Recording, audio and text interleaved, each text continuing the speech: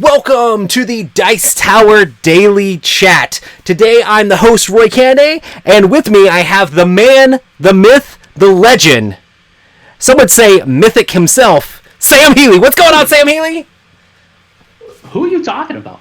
I don't know. I'm going to say, I don't know if everybody who's only found the channel in the last week has no clue who Sam is. So hey, if people want to know who you are, Sam Healey, go ahead and tell them. Well, let's see here. Where do I begin? There's so much to talk about. No, I started, I guess, with the Dice Tower back right after Joe. I mean, if you guys know who Joe Steadman is, Joe Steadman was the first co-host of the Dice Tower podcast. He and Tom used to do it in our church building back in Korea. And then when Joe had to leave, somebody needed to step up, and so I did.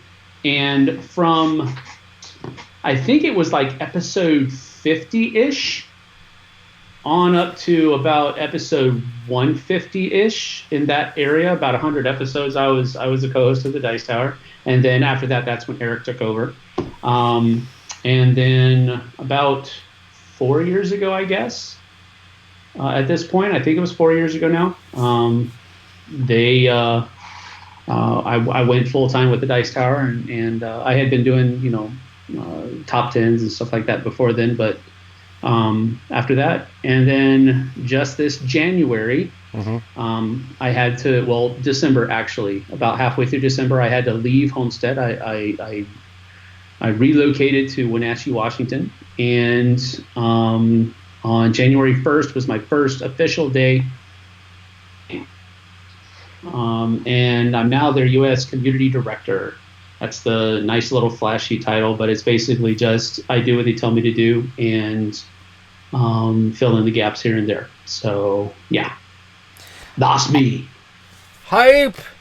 But yeah, so I had, the reason I had you on the podcast, or the show, was because a bunch of different people were asking the chat last time I was on. They're like, oh man, we should get Sam. I was like, we should get Sam. That would be awesome. So, and there's people, of course, in the chat chanting, Sam, Sam, Sam, Sam. So, well, it's cool to be back. Cool. So I know a bunch of people are confused about this. Dean is the first person here and says, what game company does Sam work for now? I know you just said it, but... Yeah, it's right there in the corner of the screen. It says Mythic Games. Mythic Games. Mythic Games. That's why he is... Monolith. Right. We are not Monolith. We get confused with Monolith a lot because our first game was a collaboration with them, Mythic Battles Pantheon. But since then, we've not been with them. Conan was all of them. Batman, all of them. That type of stuff. We have... right now, we've got Joan of Arc. That's our flagship pretty much right now. Joan of Arc. We have Time of Legends Joan of Arc, sorry. After that, we're delivering right now Reichbusters, Project Vril. That's our second big game that we have. We just started a new line called the Phoenix line, where we're going to be kind of, not really resurrecting, but kind of bringing the game back into the spotlight. And we just did Enchanters with that. And you did a live playthrough of that on the channel as well. So yeah, we did. We came down there. That was good. That was a really fun trip, actually. So there's that as well. We have a couple of more games that are in the pipe. Super Fantasy Brawl is one that is going to go to retail this summer, fallish, around that area. We had a much tighter schedule before Corona hit, so everything's kind of been affected with our timeline this year.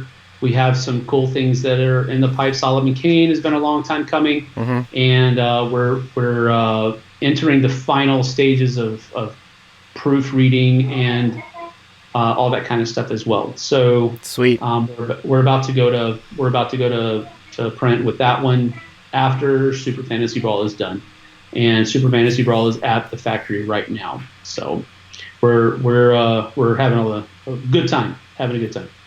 All the games. Yeah. The Dice Odyssey says His beard is the most epic Norse beard ever. I was as soon as I brought Sam on, I was like, man, I'm trying to work on people in the chat keep making fun of my beard every single time. I'm like, while I'm in quarantine, I'm not shaving. And so we'll have to see how hardcore it gets before the end of this, but that's cool. Yeah, I'm trying to grow it out. My plan, and I don't know how well it's going to work out, but at some point I'm gonna have runic beads and braids and that type of stuff. But like, you're actually gonna do that? I'm gonna try, yeah, but it's in the future. Going full Viking. Well, full Viking. This is another thing that will make you happy, probably. I'm actually looking into my first tattoo as well. I'm looking into getting. I can actually show it to you. I don't know how well. It's not going to look very good because it's just pencil. But yeah, I've been looking to try to find like, before this all happened, I was trying to find a good tattoo place. And I'm actually looking at getting this right down here. This line of runes printed on my forearm, like right here. Yeah. Oh, crazy! And it's. I don't think it's an absolutely correct translation right now. Yeah. But it says the way, the truth, and the life. So I would get like a ton of people that understand those runes to like check it. I've already done that. I'm in the process. I would be like, listen, okay, I need like a 10th opinion. You know? Yeah, right. No, exactly. So. Yeah, no, I'm not trying to pull any punches there. So we'll see. But I'm close. People are telling me that I need to, first of all, stick to the Elder Futhark runic symbols, which I am. And then I also need to start with Icelandic, not Norwegian, because Icelandic is closer to the ancient Norwegian tongue that was spoken back then. And then to go from there, find out what the Icelandic words are, and then find the Elder Futhark runes to go with it. So this is what I've come up with so far. I've got a couple of people I'm gonna throw it at to see if it's correct and go from there. That's cool. Yeah, I was trying to figure out about getting. I've always had one arm done. This is like before being married and having kids and a mortgage. And it's like, they're so expensive. I can't afford to get my other arm done. Everybody always asks me when I'm going to do my other arm. I'm like, I'm a responsible adult now. Yeah, responsible. That's actually, yeah, I'm dealing into. You can see on the top of the page here. I'm actually starting to try to learn French as well. Oh, that's awesome. I figured my company is in France, and all but I think 4 people are native French speakers. So, gotta do something about that, I think. I'm about to say, you know a little bit of Korean, right? And now you're learning French, so multi-languaged. I know a little bit of, like, I know a little German because I used to live there. I know a little Russian because I took it when I was in college. I know a little bit of Korean because I lived there. So this is the first one that I'm actually, except for Russian, I guess, this is the first one that I'm actually trying to learn on my own. So I bought a year membership to a website called nice. Babel. And so I've been going through it. I haven't been a very good boy the last couple of days, though. I need to get back to it. We went to a Korean barbecue place while we were in Las Vegas, and Joe was showing off all of his Korean that he knew to the wait. Oh, I'm sure it wasn't that good either. Oh, you know, it's Stedman. No, you know, Stedman. Correct. Yeah, he's crazy. That was his Korean is like redneck Korean. That's the best way that I can explain it. He probably offended everybody. It's okay. He may have come pretty close, actually, but I don't know. We'll see. So here's a question. Sam, impressions of the new Blood Rage monsters. Have you got a chance to play with? I think there's like 2 new ones or something like that in the new thing. I did get to play with the new stuff that came out. All of the I do not like the gold. Don't like it at all. Gotcha. But their in-game effects are pretty fun. I got to play it. I've only played it once. But I like all of the new stuff that's in there. But again, I don't have a whole lot of recollection because that was that was back in January when I got to play it. I went to a game day that was up at a retreat up in the mountains. It's beautiful, but I went up there to do it, and a guy that wanted to play Blood Rage had just received all of his stuff. So gotcha. It was cool. It was cool to use all of it, but I didn't see anything that I just have to have. I'll put it that way. I think there's only one or two new. I think there's like 2 new monsters in it. It's like a boar thing and a snake thing. And I read their abilities. I'm like, it's okay, but right. It would be very situational that I'd even draft these. So it's kind of interesting. Well, that's another thing that I do. I don't actually draft the gods as we're using it, and then only use like 2 out of it for the entire game. I don't do that. I usually use all 6, but now they have the extra ones. So, but I usually play one age with 2, and then I play the second age with 2 different ones, and then the third age with 2 different ones, so that you get a larger effect, I guess you could say. Zachary asked, did you find a good game group in Washington? There are a lot of game groups. I've got a guy that lives here in town. Well, he actually lives in East Wenatchee on the other side of the river. His name's JT. He's probably my core. There's another guy here in town. His name is Ryan, and I can't remember his last name for the life of me because I haven't seen him in a long time. I've done a couple of game things with him. But JT and I were actually the same age. We're actually almost like just a few days. No, maybe it's a few months. Oh, crazy. He's a few months older than I am, but he was born in '74 like I was. Mm-hmm. And so we have a lot in common. We our game tastes are not exactly on, but we have a pretty good Venn diagram, I guess I'll put it that way. So he's the one that I've been seeing a lot. I've gone to some game nights down in Yakima. I've gone to a store over in Spokane.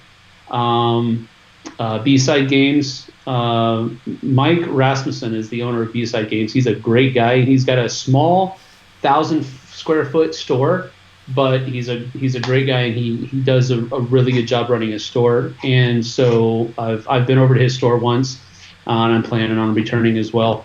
So I haven't actually been over to Seattle yet. Everybody talks about Mox board games and all that kind of stuff, but I haven't been over there. I saw Suzanne when I came through driving up here, but I haven't been back over because January was a gauntlet of things that I had to get done. And then February was kind of, starting to settle in, but not really.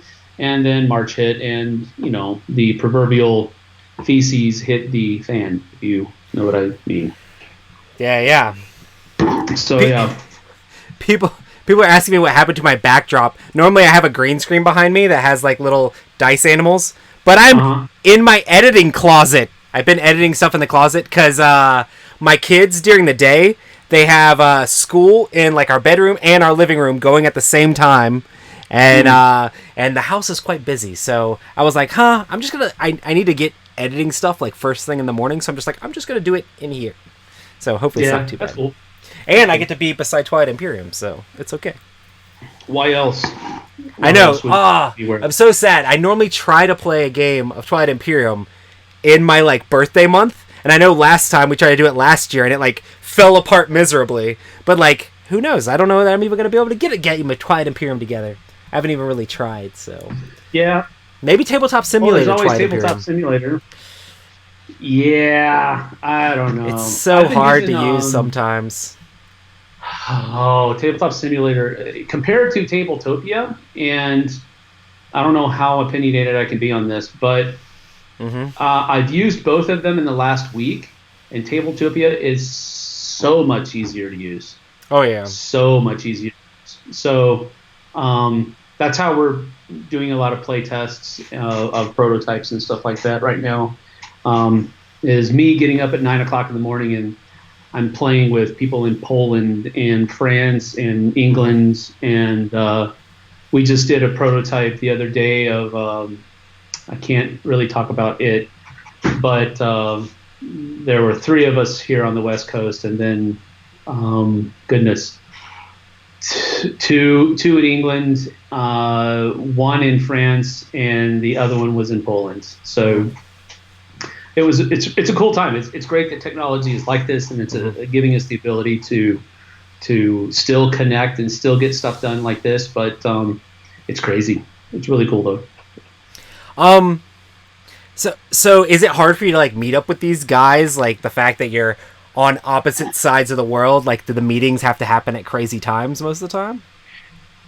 They've been really accommodating, which they don't have to be. I've told them time and time again, anytime you need me to do, I'll go to bed earlier so I can wake up earlier, or I'll stay up later, because usually I stay up until around midnight anyway. And that's when they're just starting to get to work. England is 8 hours ahead of me, and France is 9 hours ahead of me. And then Poland, I think, is 10 hours ahead of me. Dang. So it's a little weird, because it's the one thing that's been the hardest is just staying communicative. Because what will usually happen is, just as I'm going to bed, they're going to work. Just as I'm getting up, they're getting off work. Right. So we use Skype chat for a lot of our communication within the company. So what will happen sometimes is I'll wake up and I'll have maybe, the worst it's been is I've had 4 threads and they all had double-digit posts to them that I had goodness. to read. That's the worst it's been, and that's only been like once. Most of the time it's a couple of threads, maybe 3, but only one of them has double-digit posts to it. But we have a lot of projects that are like we're trying to really put Super Fantasy Brawl's rulebook through the ringer right now. So that's a big one that we're talking a lot about. We're of course talking about Reichbusters and getting the rule books and the component lists and some of the cards and stuff like that fixed, so that we can send out PDFs and then be ready to send out physical fixes later on down the road after shipment's done. We're talking about we're doing a lot of talking about Hell right now. That's I can't really talk too much about it, but we're working on it because we've been doing stuff on Facebook about it and Twitter and Instagram. So those are the main 3 that are really kind of the most. We're also, going through the Joan of Arc 1.5 rule book with a fine-tooth comb right now as well. So that's another one that How big of a switch? How big of a switch has it been for you from being like, you did board game media stuff for so long and like reviewing and creating content and stuff, like coworkers, and now you're switching over and doing like specifically stuff for a publisher, and like you're very focused on like these specific games. How different is that working for you? Well, it narrows my frame of mind a little bit. This is my son Aiden. Hi. So it is, well, first of all, it provides more focus for me. One of the things that used to, I think I can say this, one of the things that bothered me the most about the Dice Tower is that I was always trying to figure out what I was going to do next. What game am I going to play next? Which one's going to be the next review, and so forth and so on. And I was always kind of looking for the next thing and the next. Oh, right. And that was frustrating. First world problem, definitely, but that was the thing that was kind of difficult for me. Here with Mythic, we've got we've changed this a year, but we had 7 different products scheduled to hit the market in some way, shape, or form this year. That's changed because of COVID-19. We've come off of that a little bit, but we're still going to have a good number of projects out this year. Gotcha. But still, that's like, I'll just throw arbitrary numbers out there, 4 or 5 different projects. That's all I got to worry about. That's all I got to learn, and that's all I've got to know. And it provides a little bit more focus. The thing that the thing that really comes and kind of rears its ugly head every once in a while is dealing with how can I say this? People online, which is something that we did at the Dice Tower as well. And so there's. Do you do like customer service stuff there now a lot too? The largest extent of customer service that I get to is really more at conventions, because that's where we're actually gotcha. like with Gamma. Right. We're talking to retailers. We're talking to people who are going to be backing the games, or people who are going to be ordering the games to have them in their stores and so forth and so on. That's my extent. At Gamma, I was actually with Marco, and he's our head of customer service. He's the master guru of customer service. I usually don't get into customer service as much, except for being that person that says, we'll get it taken care of. I'll send your information to our, customer support department, and the people who answer those emails and so forth and so on. They take care of that customer service stuff. I'm more of in that cog. I'm more of, here's this problem, or here's this issue, here's this thing, and bring attention to them that might have got slipped under, because we have a number of different outlets that people ask customer service questions to. Like we've got our Facebook group. We've got our Facebook group. We have actually Facebook groups for most of our products, and people will ask there as well, not realizing that some of those smaller groups don't get checked all the time. I check Mythic Games every day. And so if something pops up there that needs attention, I email, or I get a screen cap and I send that picture to our customer service. BGG, I'm subscribed to all the games, I'm sure. All of our games and all of the threads on our games. So that's another thing that's the second thing I usually do after I go through Skype. I'll pull up Board Game Geek and see how many different threads have been added to, and I have to read through those. And sometimes it's real simple. I just answer the questions, or I provide a little bit of input or what have you. Other times it's take a screen cap and send it to the person who needs to make the decision or what have you, or just simply ask them what they want me to say. There's a little bit of that as well. Kabuki Kid asks, completely different note. Sam, what have you been watching recently? Any good movies or TV? We all need good things to watch right now. Not right now. Sorry, I was talking about something. Let's see. Well, let me see. What did we watch? What did we watch last night? Well, we watched Toy Story 4 last night. That was the second time I've seen it, but my son hadn't seen it yet, so we watched that. We watched Wayne's World 2 the other night. We watched...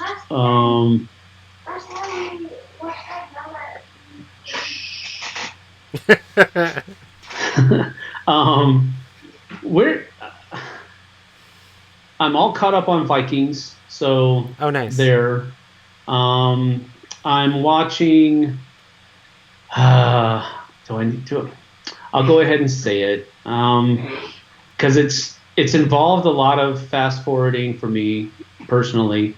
But I've been watching the TV show Lucifer on Netflix, which has been a rather interesting experience.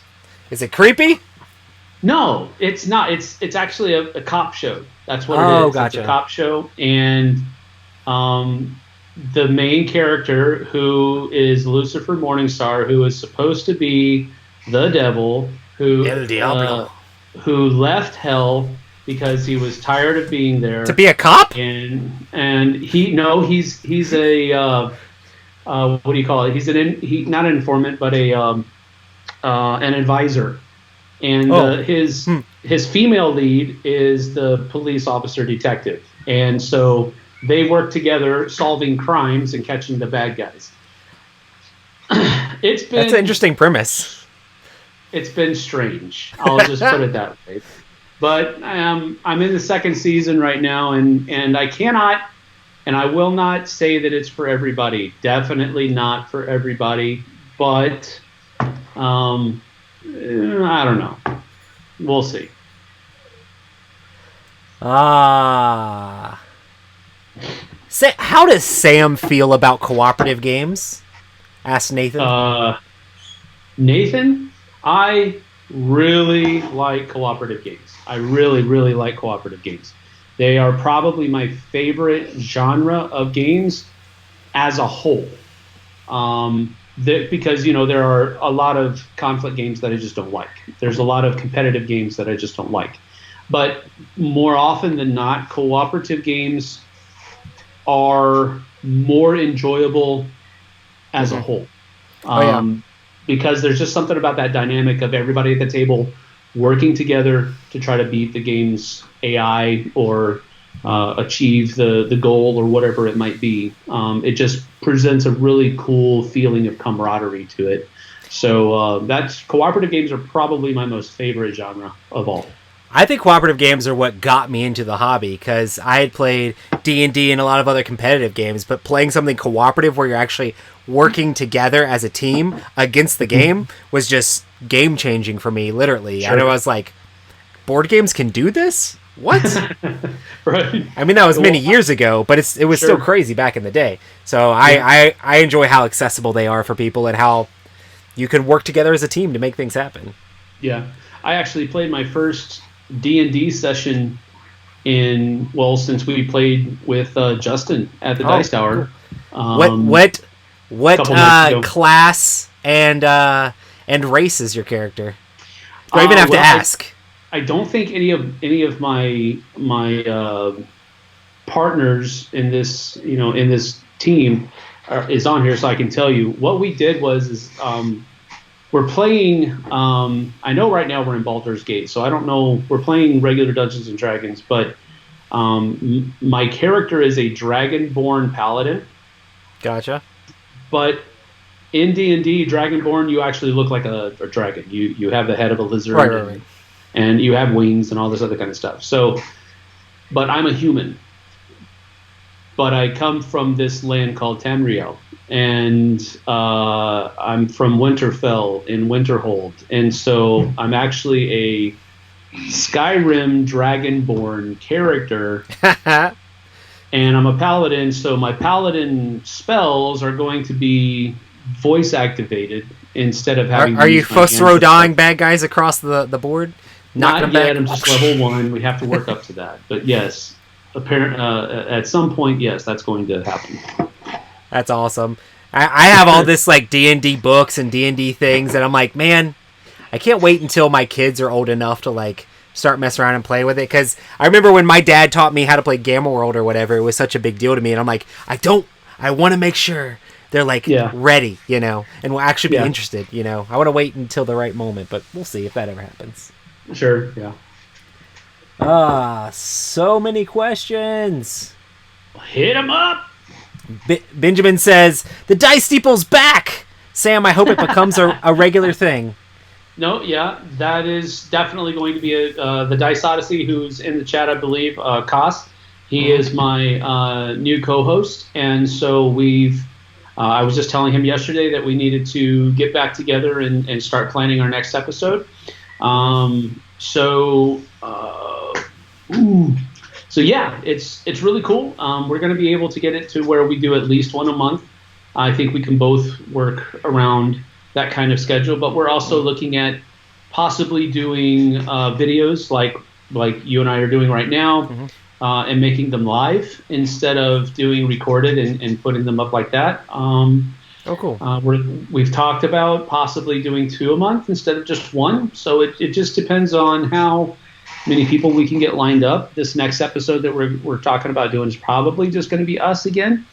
But after that, we're going to start having third parties on and so forth and so on. So yeah, I'm really looking forward to it. I think it's been a long time coming. I never ever planned on having it drop off the end of the earth. It might have felt like it was, but it was always in the back of my mind. It was always there, and I'm glad that we're finally able to get back to it now. It's crazy because I remember listening to that show back when it was like, wasn't like Tom at first, and then did you and Tom ever do it together, or were you and Tom completely separate? No.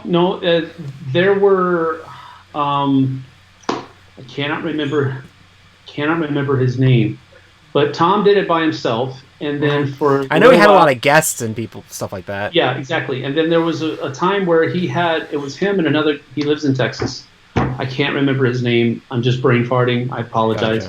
Gotcha.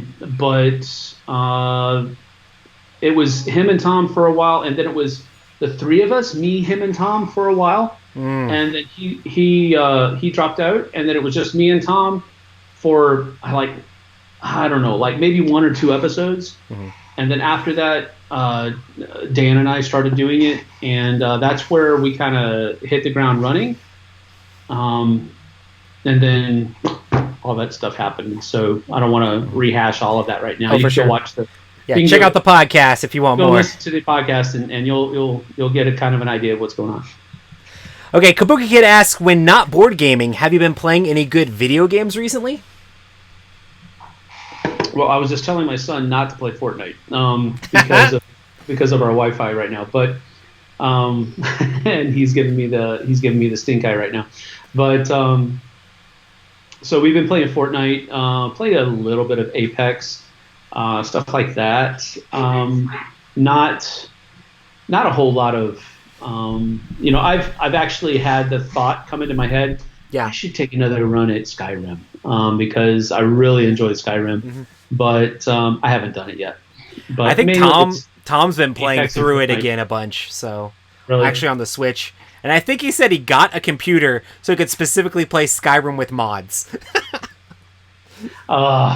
Yeah, I know. I don't mod it whenever I play. I play on a Xbox, so I don't ever mod it. But I don't know. I like seeing it the way it was created. I've heard of the, having the Thomas the Trains as the. Yeah. Oh no! I hope we didn't lose you. I guess Aiden got on the Fortnite. That's what happened. That's what happened. I think we dropped you for a minute there, Sam. Are you there? Can you hear me now? Yeah. Okay. I'm back now. I think. I said I think Aiden got on the Fortnite. That's what happened. No, he didn't get on Fortnite. He's on YouTube, but hopefully that won't be. Yeah, I've got to get on my. Hey, you need to turn that off because it's affecting.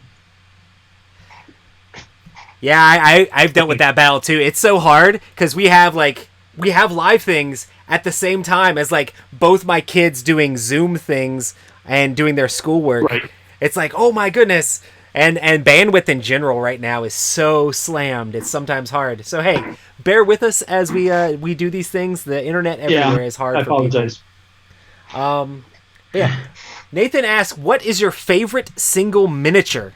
Do you have a favorite miniature out of all these games? Is it that giant one behind you? I don't think that's a miniature. That doesn't count.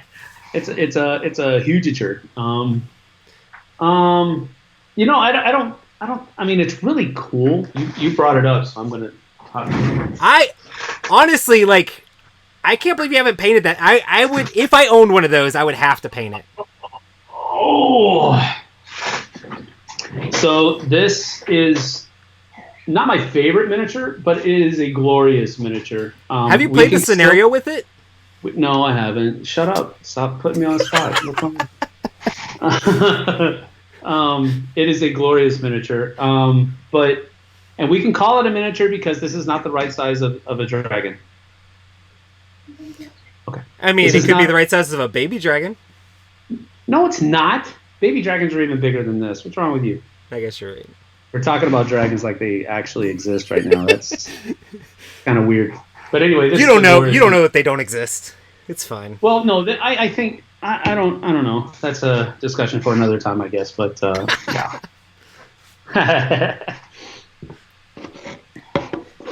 Type in the chat if you think dragons are real. I'm just kidding.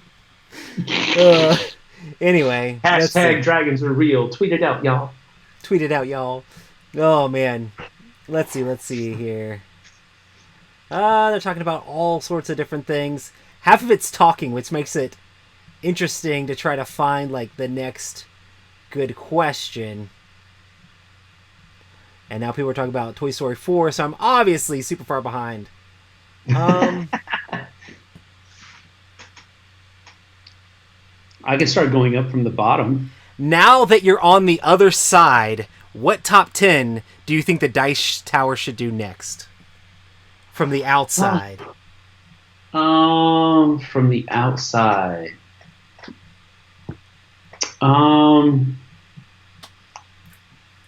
Controversially, top 10 rulebooks you need to give a second chance to. Drama. I don't know.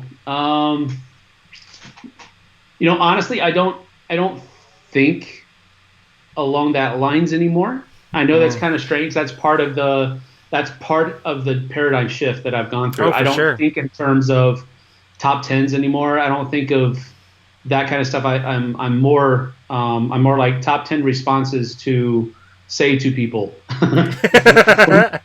Top 10 ways to not interact with people on the internet. But it's I don't know. It's not a complete shift, but there's a definite shift there in the way you think about the hobby. Oh, for sure. Because being a reviewer, part of it is definitely all about timing your release so that you kind of get that you get that rush of views. Trying to play a game as much as possible before you review it, but it's that all that's it's just always not there anymore. the next new thing, because that's what people want to see. I mean, as far as people looking for reviews, they want to get feedback on do you like this? Is this person like that? Is that personality think this is good? And it's just always something new, because when you do a super old game, it's just not going to get the same amount of attention as if you do something newer. And the things that people want is the newer stuff. So now you have opportunities to actually dig into games, right? No, yeah, that's true. Well, I'm not actually digging into games. I'm digging more into like for example, I saw at the bottom of the list how many times have I played Reichbusters since I've received my copy, and the answer is 0, because what I've been doing since I've got that copy is I'm going through and I'm cataloging things, and I'm trying to make sure that I catch as many problems with the way it was printed as I can, so that we can fix it with these PDFs and errata and FAQs and that type of stuff. And so I actually so you're working on development a little bit. Cool. Nick asks, have you found any new restaurants in your area? Well, yeah, they're all new to me. Or new favorite restaurant in your area? Favorite restaurant in my area right now? I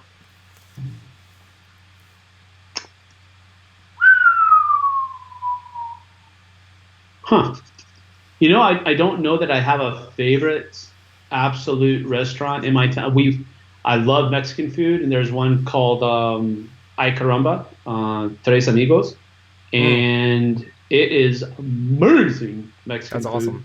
So I've been there a few times. I grew up in Texas, so you say Mexican food, I come running. All right. And so that's good. But other than that, it's been a lot of there's a place that we like to go to after church sometimes because it was right on Wenatchee Avenue. And I can't remember the name of the place, but it's got, it's kind of like a mom and pop burger joint, and it's really cool. But I can't remember the name of it. We just went to Dusty's Burgers here in Wenatchee, and I was not impressed with their hamburger. Their hamburger was good, but they put relish on it instead of pickles. You should start a restaurant review channel. No, I'm just kidding. Is that a fat joke? No, dude, have you seen, some of these YouTubers that do restaurant reviews have millions of viewers, and we're over here, with our board games, right? Right? No, it's cool. I went to Mamma Mia's and had some garlic knots today from Mamma Mia's. I know you miss some Mamma Mia's garlic. Why you throwing me the cravings, bruh? Nah. Garlic knots. Oh, dude, those are so good. Yeah. Mike DeLisio messed us up because he was taking pictures where he had gotten some with his wife, so I had to go get some today. That's cool. That's awesome. Somebody asked at the bottom of the list, what's my favorite Mexican dish? Luis Cortez Herrera. My favorite Mexican dish, the one that I go to, my first one that I order, if I go to a new Mexican restaurant, is chile relleno. That's the first one that I always order to see how it is. And then if I like it, the next time I go back, I get something different. So chile relleno is my favorite Mexican dish right now. It's basically like a fried green pepper with cheese in it. And you can change what you put inside along with the cheese, but it is so good. So good. Yeah, it's amazing. Yeah, I think Mexican food is probably like my favorite like style of food. I definitely like burritos deluxe or burritos with like stuff all in them and all over them and stuff like that. It's amazing. Yeah. Now I'm hungry and I already ate a whole bunch of pizza. Yes, I am a fan of Whataburger. You cannot be from Texas and not be a fan of Whataburger. I believe that's in the Constitution. You know, I haven't ever eaten at Whataburger. I know. I haven't been to like that area of the country enough. I haven't eaten there or In-N-Out ever. Here's the thing. I used to live in California, and everybody swears up and down that In-N-Out is the burger joint ever. My only experience with In-N-Out Burger is we were like, okay, everybody's talking about this. I'll go give it a try. So we drive up to In-N-Out Burger, and the line is out the parking lot. This is for drive-thru. The line is out the parking lot and down the road for like a quarter of a mile. I'm like, I ain't got time for this. So I've not been back since. But some people, and you know who you are, have said that In-N-Out, and I refuse. I refuse to believe it. So we'll see. Somebody in the chat saying, ban Roy. I'm sorry I was born on the East Coast and have stayed on the East Coast majority of my life. I can't help the place that I'm born and the situation that life has brought me into. There are only a few Whataburgers in Florida, and there are none down in Homestead, in the Homestead area in Miami and all that. All the way, you have to go, I think, all the way up to, I want to say Jacksonville. Before you get a Whataburger. That's way up there. Yeah. No, it's really, I mean, even Chick-fil-A's, we only have like a few Chick-fil-A's, and they're in North Miami. So no, I'm just, it's, I'm not so hard on you, bro, but fix your life. If you ever have a chance, you need to fix your life. Yes. I always went to, oh my goodness. Now my brain just died. I was going to say the burger place I went to, but I can't figure it out. Anyway, everybody's just talking about burgers now. There's not even any questions. It's just all about burgers. Food. I know. That's food, dude. Chat did not eat before they came on this call. Five Guys is good, and I would probably put it. Well, it's definitely second to Whataburger, but I've seen In-N-Out burgers, and I just by going on site alone, I think Five Guys is better. I can't talk about taste, but I mean they've got that whole fry thing where they fill you full of fries, and their fries are good. So, but Five Guys burgers are also really good too. So they're good. Brian says, "How are you liking Washington?" I like it a lot, actually. I like everybody, not everybody, but most people are friendly. You can actually say hello to people and not get a dirty look back. That's what would happen sometimes down in Homestead. People just give you a dirty look because they're like, why are you talking to me? Up here, they actually say, they say hello back. They give you a smile. They give you a nod, wave, whatever. So people are nice. It's expensive to live up here. You said you really enjoyed the temperature a lot better. Oh man, that goes without saying. Oh my goodness. Yeah, no, it was a little hot today, and by a little hot, I don't mean like surface of the sun hot, like there in Florida. I mean it was like low 80s, high 70s, and it was really nice, really nice. But yeah, no, the climate here is so much better than in Miami. Love it. Stick asks, Sam, thoughts on Honk? Yeah, I saw you've been fanboying about that a lot. Listen, I just played the game and made a video, and I didn't realize that people were going to trash me like crazy about that video. But I was excited to get to play it. How did you play it? We played it on Tabletop Simulator, so... Okay, yeah. And he showed it all off. Jason called me and was like, "You had Eric Lang in the studio?" I'm like, "Jason, what are you talking about?" We got special permission from the Florida governor. Yeah. Exactly. No, I don't actually have any thoughts on Honk because I haven't played it yet. Right. I went, when they first started showing it at Gen Con, I think last year. I wasn't there, and gotcha. And now I think all they really did was show the figures. They didn't really show gameplay or anything like that at all. So right, yeah. So I don't have a whole lot. I mean, frankly, you simply say it's the third in a trilogy that includes Blood Rage and Rising Sun, and you've got me hooked. Right. You say Eric Lang's name, and you've got me hooked. Yeah. So I mean, I know he's had some stinkers, but by and large, what he puts out is good, really good. And so the miniatures and all that kind of stuff on top of it, and the artwork is just kind of like a cream on the cake. But I don't have any thoughts about it as far as gameplay is concerned. So you're the better person to ask about that. Right. Yeah.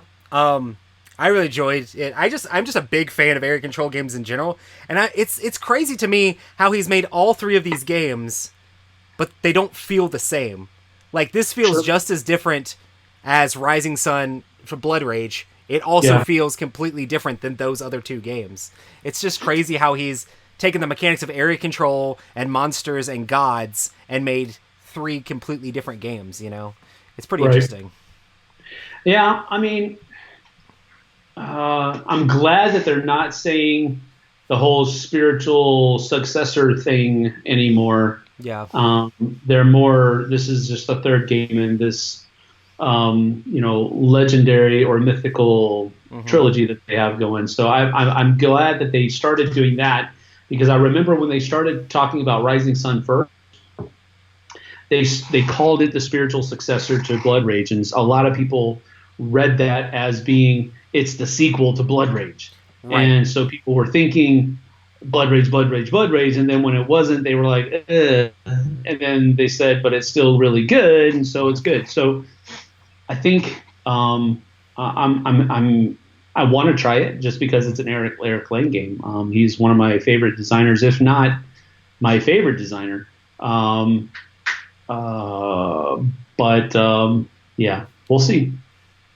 We shall see. I'm excited to play it more and see what more comes out for it, because who knows? I don't know how. It's always interesting with these big Kickstarter games. I mean, you guys do it too. It's like you're never quite sure how much is going to be in the game by the time you get to the end of it. It's like, what? Sure. That's in the game? So right. Yeah. It'll be interesting. No, exactly.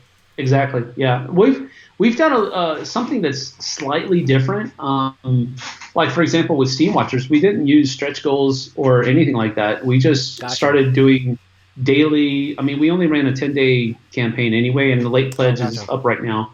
But we just started doing every day. We're going to reveal something new that we're just going. Wow. It's not a stretch goal. It's not attached to a certain amount of money that has to be attained during the course of the Kickstarter or anything like that. It's just that we have kind of a plan for how how we want the game to look.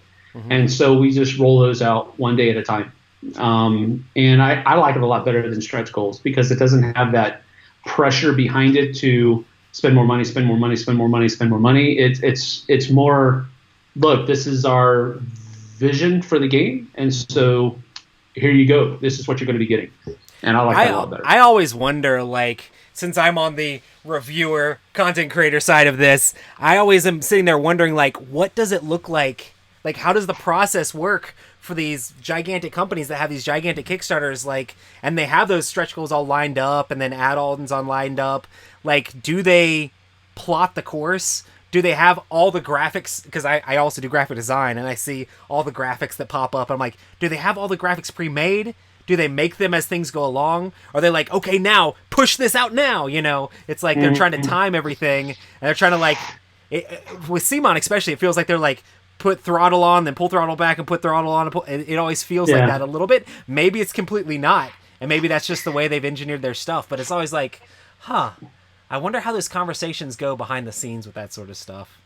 Well, part of that with us, there is a lot of planning that goes in the front end. I'm sure that's a massive amount. Where, like, I think for what was the last one? I think with Enchanters, we had some kind of stretch goal thing going on. And so with that, there was a lot of planning on the front end of it, of getting the graphics together and planning out what each one's going to make and having the silhouette there before until it gets unlocked and all that other kind of stuff. There is a lot of that goes on the front end.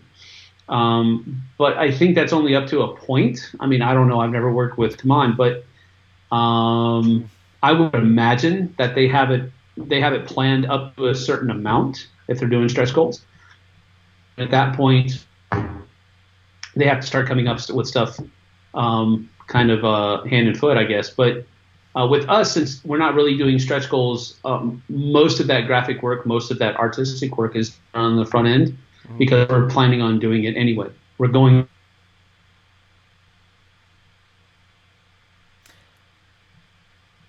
Oh no, I think we lost you a little bit with lag again. Uh-oh. Lag. I think you might be okay. Really?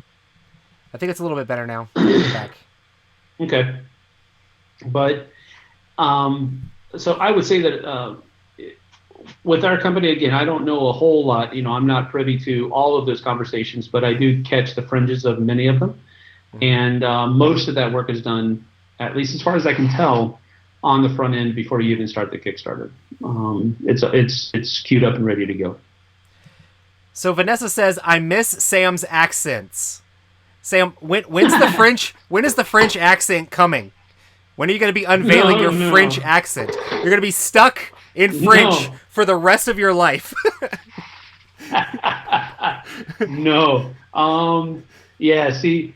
I remember a couple of times when I used like my version of the Scottish accent, and I actually pissed one guy off because I don't know if see, I'm still not sure today if he was actually ticked or if he was just like being hyperbolic. I don't know which one it is, but he actually came up to me one time and looked me dead in the eye, and he was totally serious. And he said, "We don't sound like that."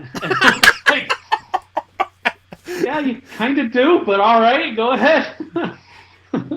But it's funny. But no, I'm not doing French accent because French accents, the only ones that I would be able to do are probably kind of very, well, they are very stereotypical, and we sound like I'm making fun of it, and I'm not gonna make any of my bosses mad. It's gonna start to bleed in whether you like it or not, probably. Trevin Taylor says, "Le diggy diggy hole." Exactly. I remember one time at a convention, when everybody used to always complain about me moving too much in videos, and a guy came up to me and was like, "Hey man, I like your content, but you need to stand still." And I was like, well, Tom told me that's my stick and I should just keep going with it. He's like, no, stand still. I was like, okay. And he left. I was like, okay, sorry, man.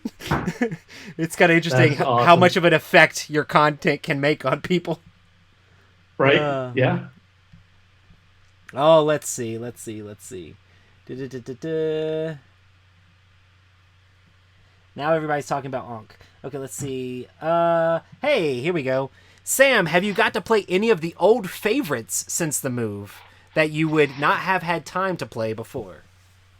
Oh yeah. We played Mission Red Planet a couple of times. Got to show it to some people that hadn't played it before. I've actually been able to play Gloomhaven. Oh yeah, I was about to say that. Here, you played Gloomhaven for the second time. So there's that. I also a lot of it has been a lot of my playtime really has been playing games that I'm demoing. For example, the game day that I went to down in Yakima was a game where I took Enchanters and Super Fantasy Brawl and Steam Watchers down there, and I taught all three of those games. We played other games in between those three, but we played Super Fantasy Brawl, I think, 3 or 4 times altogether.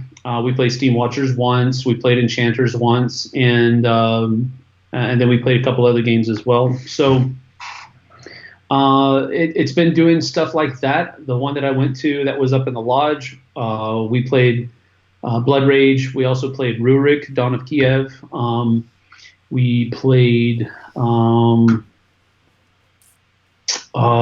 Just One was another game we played while I was up there. So yeah, it's a different dynamic because you're not playing a game because you have to review it. With the demos that I'm doing, I do have to play them so that I can demo them, and the demos are a have to play scenario.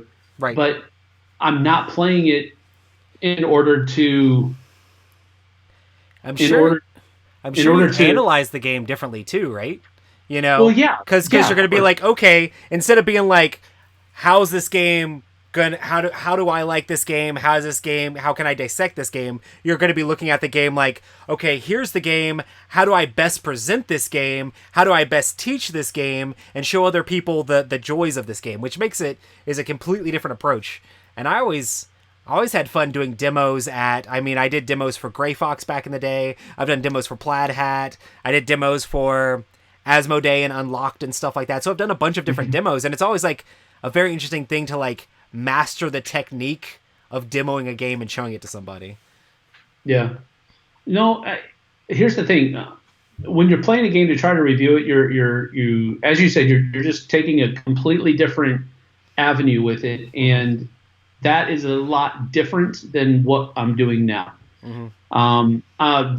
When I'm demoing a game, I'm trying to figure out what's the best way to do it, because I might find a good way to demo a game that's very fast to get people through the rules quickly so that they understand it, but I get them playing as quickly as possible. But that doesn't work with some people. Some people want more rules on the front end so that they understand a little bit better later on. So that's the kind of things that I'm thinking about as I'm demoing games. I'm trying to read the group of people that I'm with so that I can choose which avenue I'm going to go down in teaching the game to them. So it's a lot different. I already know what my opinion is on the game. I'm not trying to formulate my opinion as I'm playing it. And that's a completely different rubric, frankly. Roy O asks, what is the last mini that you have painted? Myself. I know I had seen you had a couple of those on your Twitter. Yeah, my friends at Meeple. Oh, what's the name of the company? Coop. They make the storage inserts. Oh, Meeple Realty? Yes, thank you. I knew it was Meeple something. I was thinking Meeple Logistics. That's our shipping hub in Europe. I'm like, Anyway, yeah, Meeple Realty. My friends at Meeple Realty, Tommy Hong and his brother. Nice.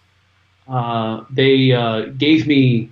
They shipped them to me. They asked me a while ago, would you paint these for me, and for us? And I said, yeah, sure, send them in. And so they sent them in, and it's been a very long time. I actually lost them in the move because I sold my house. I sold my house and moved to an apartment, and I couldn't find them. And I was like, oh, please, please, please, because they're really hard to find and they're really expensive. And so when I got here in the move up here, I found them, and I was like, putting these somewhere very safe.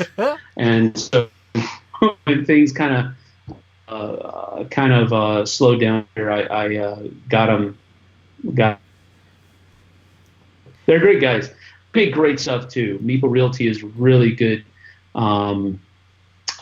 insert producer. So check them out if you can. I've actually been painting a bunch of my Rune Wars stuff, which Sam was ragging me on Instagram about it. And it's funny, game, bro. Cause I like that game, and you only played like once with me, so that's your problem. Yeah, no, I'm just kidding. It was dead after that one play. Sorry. What was I gonna say? But it was funny because there was a copy that was like the Dice Towers copy. And you had it, and then it went back to the Dice Tower, and then it went to Chris, and then Chris gave it back to me, and then I got it, and it was just all the minis thrown in the box with all the heads off of it. I'm just like, I'm gluing together the minis that Sam never glued together. Take a hit, bro. Take a hit. Nobody wants that game. Anyway, so they had them like ridiculously cheap on the Asmodee store, like insanely cheap, of course, because the game's done. And I'm like, these are actually really cool minis, though. I mean, they're fine. I like the mechanics when you play a full game of it and stuff, but we'll see. Maybe I'll get a mega game of Rune Wars at the Retreat or something like that. So, who knows? Sure. Who knows? But yeah, I like painting. It's just hard to find the time. Well, I was there, I wouldn't play with you, so just letting you know. We could play something else like Age of Sigmar or something like that. So, because we always wanted to play that and never got around to it. So many games, so little time. Just never got around to it. Awesome. Well, I'm trying to find like a few last questions here because we're running out of time. Somebody said, did Sam really take some of Tom's games with him, or does he get unfairly blamed? What's up with that? I don't know. I asked for everything I took. He said I could take it. Who knows? The whole Dice Tower situation is interesting because we have like games come in, games get reviewed, games go to the library. Tom buys extra, like if somebody really likes the game, he'll buy an extra copy to put that copy in the library. So it's like weird situation stuff. Yeah. All the time. But yeah. Awesome. Gator Dave says that your minis are coming out great that you're painting. They look great. Okay, oh my goodness, I'm trying to find like a good question to end on. Come on, people. Do you see anything specific that looks amazing? I don't know. There's some stuff down on the bottom. Hell is the god of death in Norse mythology. That is correct. Somebody asked, All Aboard Gamer asks, what's the cryptic hell clues on Twitter all about? It's basically just a advertising, really, is the best way to do it. I can't really say a lot about it because I don't want to spoil anything within the game. But it's just a way for us to generate interest in the game. We've been talking about this game ever since, I think, just before the Cannes Festival in 2019. So just before that, we started talking about Hell. So it's been out there for a long time. And so we're just trying to get it back up into people's faces, I guess you could say. And so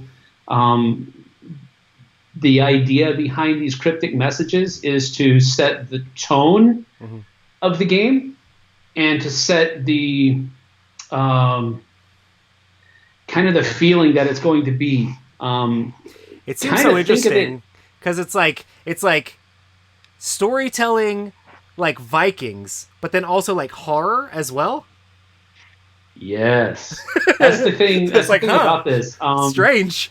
I've only played the prototype once. The prototype scenario that we're working on, the introductory scenario that we're working on, and it was just last week. And I cannot say anything about it because it's very much a work in progress. But think if kind of think of it as like a horror movie mixed with how Blood Rage actually would be in real life mixed with Dead of Winter. And that will give you an idea of what we're concocting with Hell. It's going to be a very sprawling campaign game. Interesting. And there's going to be a lot in it, and there's going to be a lot of storytelling, and it's going to be really cool. And I know I'm staffer, and so I'm biased, but I'm from what I've seen, I can see, and what I've played, I can see what this could be, and it could be amazing. Nice. Well, I'm stoked to see more. But yeah, I guess we'll start to wrap this thing up. So I know a lot of people are always asking, like, where's Sam? What's going on? So yeah. Sam is, if people want to like find out what you're doing more, or like learn more about what's going on with you currently, or be able to see the different things, where can they check that stuff out? Well, I post stuff on Facebook and Twitter the most. Facebook and Twitter, if you follow me on those two places, that's probably the best way to keep up with what I'm doing currently.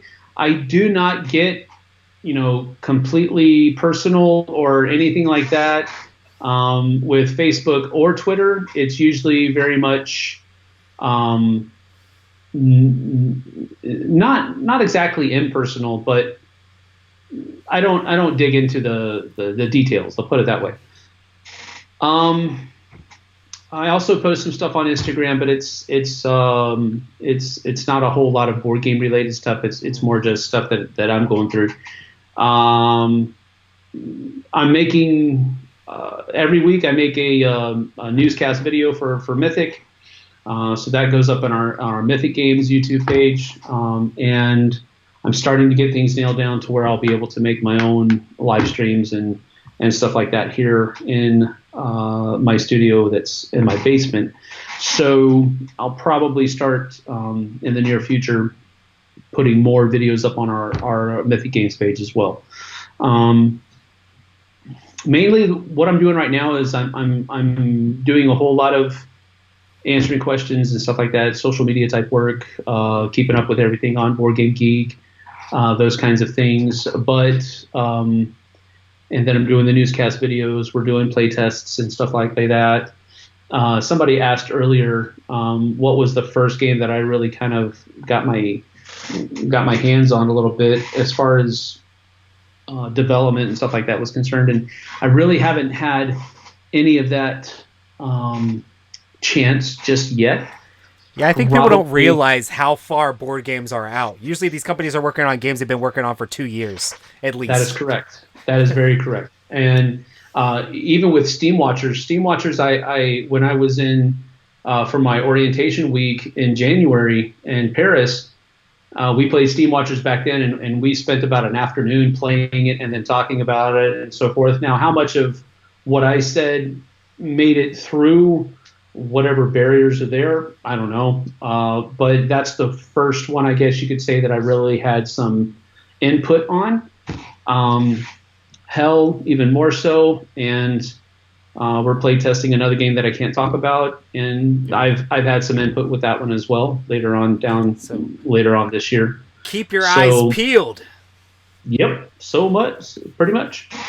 Also, make sure to check out the Dice Steeple.